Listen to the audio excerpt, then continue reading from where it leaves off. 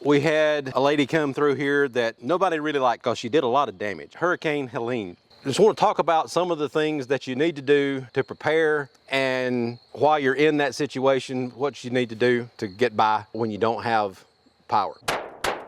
Power went down at 6:15 that morning. We didn't get it back until 7 o'clock the next Thursday. We typically don't get that much wind or stuff off of hurricanes in the upstate of South Carolina. In this area, they said the gusts got up to 70, 80 miles an hour, and it's nowhere near as much damage as a lot of other people got. Western North Carolina, they had a lot of damage. Theirs was more from the rain and the water coming down through the mountain.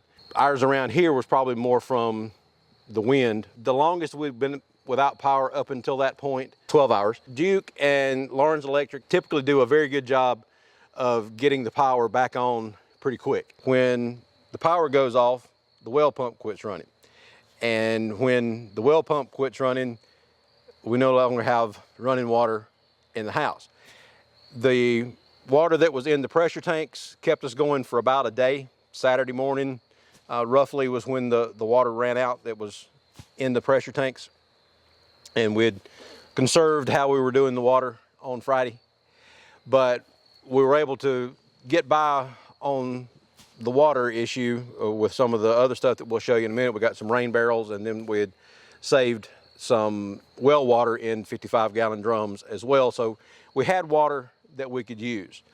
I started checking around on Friday, like everybody else in the county was doing, see if anybody had generators. Nobody had generators. We spent a lot of time on the front porch during the day because that was the only place that really had decent enough light to be able to see anything, reading or trying to find generators. That was one of my hobbies for a couple of days. There was a pine tree that was running from over here. You can see where the stump is right there that's still sticking up out of the ground, all the way over and hanging in this tree over here. That's why we still got the Widowmaker hanging here in the front yard. So I tried getting it out of the trees with the tractor, pulling it one way or the other, but unless I can pull it directly this way, it's not coming out of that tree. So it's gonna stay there until I can figure out a better way to get it out. And nobody's gonna be going under that, so it's not that dangerous right now. But the pine tree was here, and then what knocked the pine tree down was there was another tree back in the middle of the woods over there that fell against the pine tree, which created a domino effect and went over onto the tree over there. Thankfully, with all the trees that we had fall in the woods and around the house, didn't have anything actually hit the house. So that was great, and we're really thankful for that. And you can see all of the brush that's still down through there. A lot of that came off the trees that were in the driveway. And then a lot of the other ones are some of the brush that we've took down from the trees that are hanging, going down to where the rifle range is supposed to be. If you're gonna be able to cut trees, you need a good chainsaw. And this one is, of course, the steel. This is the Wood Boss, and I got an 18-inch bar on it. You wanna have a couple of chains, or at least a file, to be able to sharpen the things, because as I was cutting through this pine tree and the oak that was coming down across it, it gets fairly dull pretty quick. Good chainsaw is very important to have to be able to get yourself out of your driveway sometimes. The battery powered saws are fine as long as you've got the electricity to charge the batteries. Otherwise, the old gas chainsaws, as long as you can keep fuel in them, they're gonna keep going. And make sure you do your maintenance and do the oil and everything in it to be able to keep the thing running like it's supposed to. We just kept going like we're doing, using the water out of the rain barrels to be able to flush the toilets. No real showers or anything at that point because didn't have any running water. Hello. I think everybody, if you watched any of our other videos, you've probably seen this monkey before. This is my daughter, Emma. So we set up a chair in the front yard, got some of the well water out of the barrels. Now, remember, this is well water that's been in barrels under a porch. So it's not exactly the warmest thing in the world. So I still wanted to wash my hair. So we did it. I about froze to death and got soaked doing it. At least I did get my hair clean.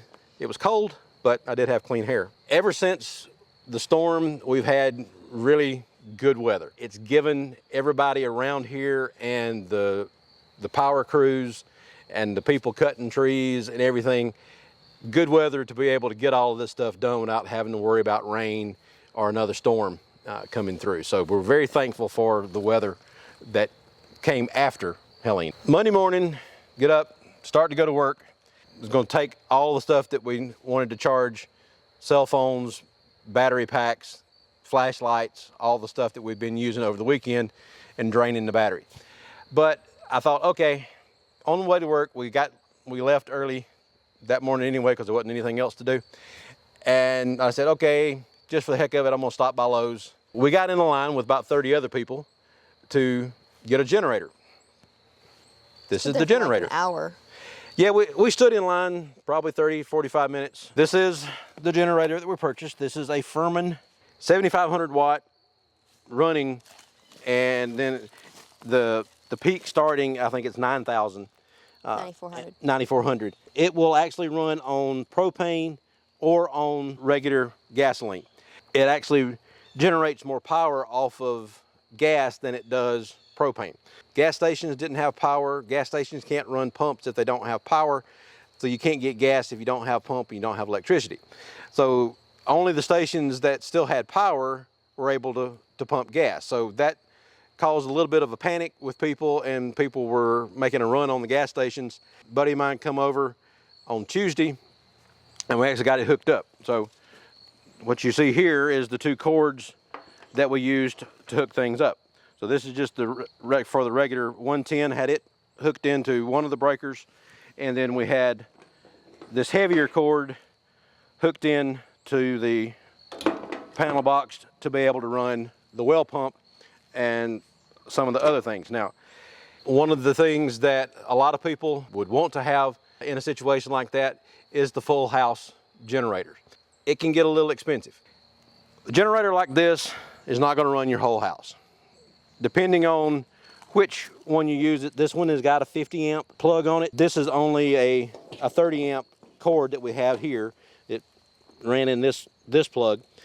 If you had the 50 amp, we could have run a few more things. But as it was, we were able to, once we hooked this thing up, you could get the refrigerator running, had a couple of lights in the house, and then we had the well pump. We were able to plug the Starlink into another cord because once we had this cord, everything hooked to the house, we could use an extension cord in the house to be able to run a few other things. Picked up a couple of lights, sit this on top of the refrigerator, had it turned on, and it pretty much put enough light out into the kitchen and the dining area that you could mostly see what you were doing.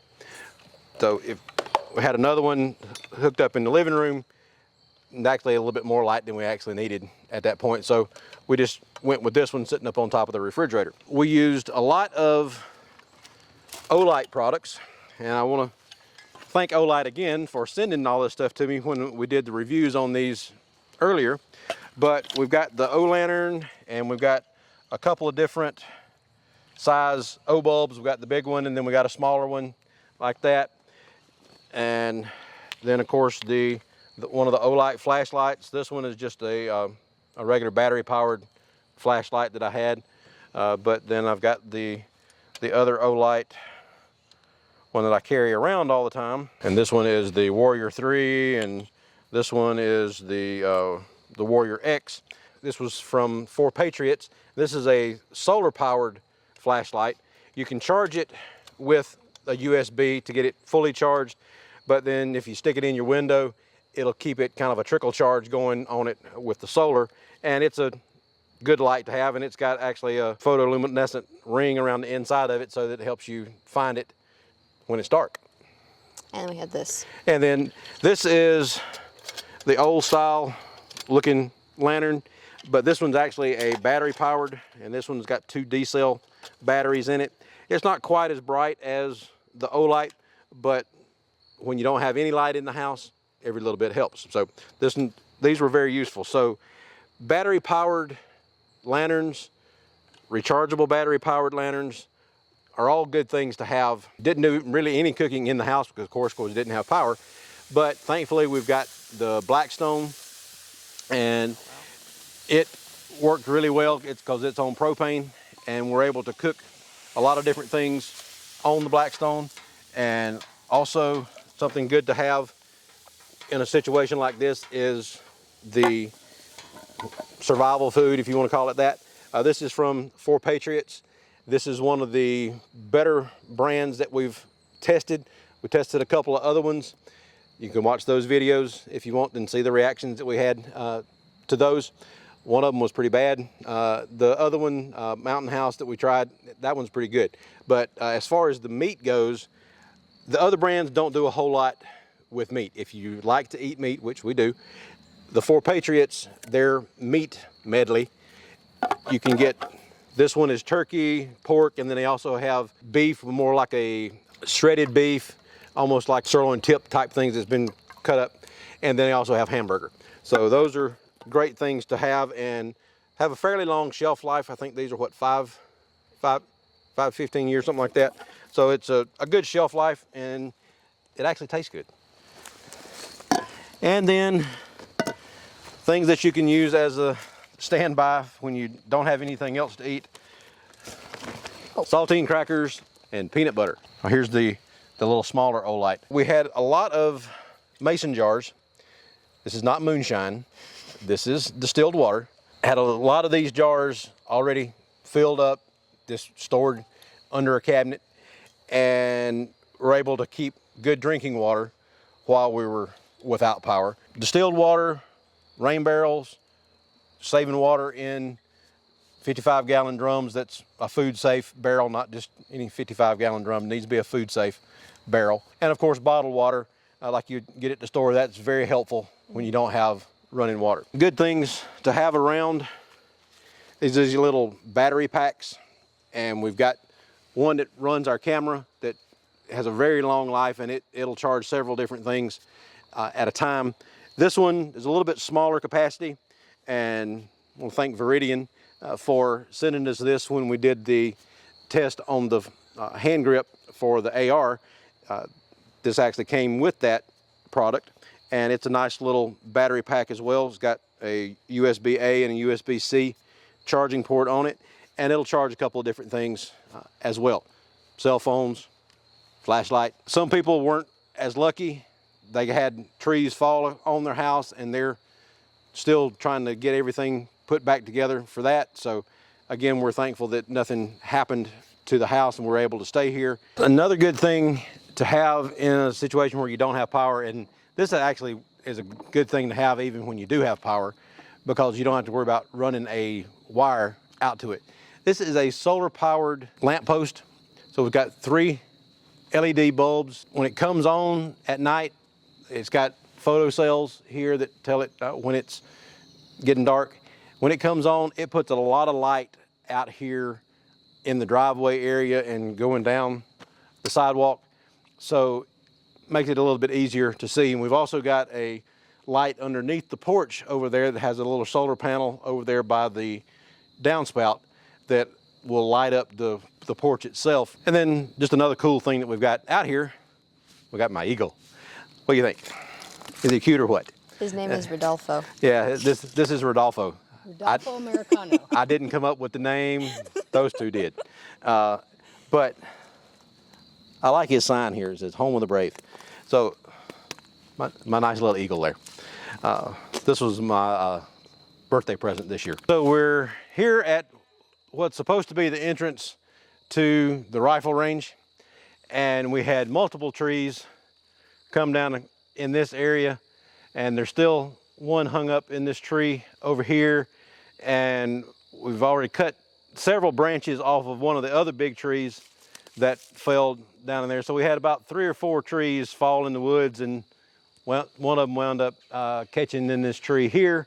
So it's still hanging there, and we gotta eventually get in now. So we're here on the rifle range, and this used to be all the way to the end of it. If you were up on top of the house, you could see it. But from here, you used to could at least see out to 150, almost 200 yards clear. Right now, the first tree is out about 15 yards. So we're going to have to do a lot of clearing to be able to get back to using the rifle range. So we were talking about the rain barrel system. So we got 3 of these aqua or teal colored barrels that will hold the well water, and they've got the lids in them to seal them up. So you have to have the special wrench to be able to open up the barrel.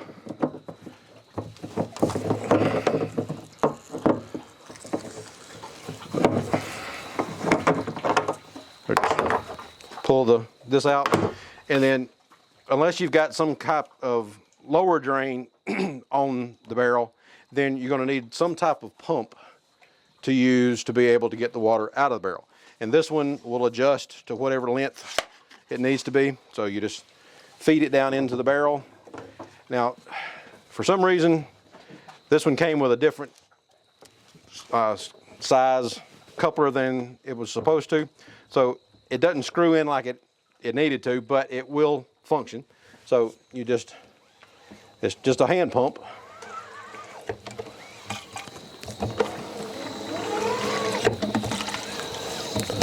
A couple of pumps, and you start getting water out. So that's how we were able to fill buckets and jugs to be able to take in the house for drinking water. Water that you're not going to drink or anything like that, we've got the rain barrels set up here. So there's a hose coming off of the gutter over there, goes down into this barrel, and then the pipe along the bottom connects all 3. When this one fills up, runs down, this one fills up, and then this one. And then we've got the spigot on the end of it so that you can get the water out of it there. And you can hook a hose to it, but usually works better just going directly off the spigot.